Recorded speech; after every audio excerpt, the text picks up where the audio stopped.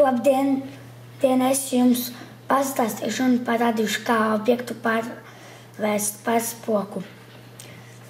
Man te ir uzlikti 2 objekti un vienu es pārvērtīšu par spoku. To dara tā.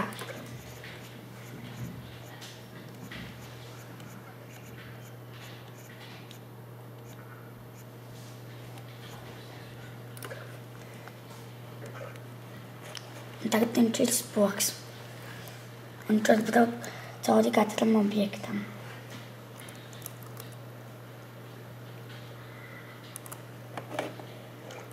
Un tagad es jums parādīšu, kā viņu pataisīt neredzamu. Un noņemt.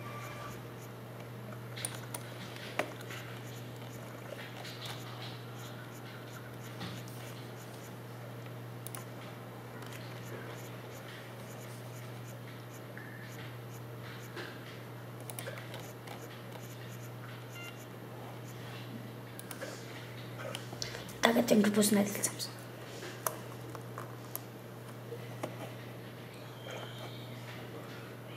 Tagad es noņemšu.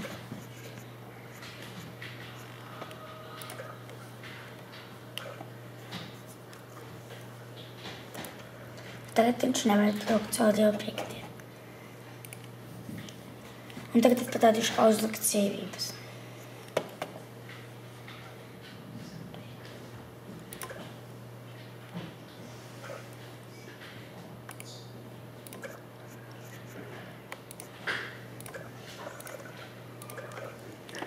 Tagad viņam ir dzīvības.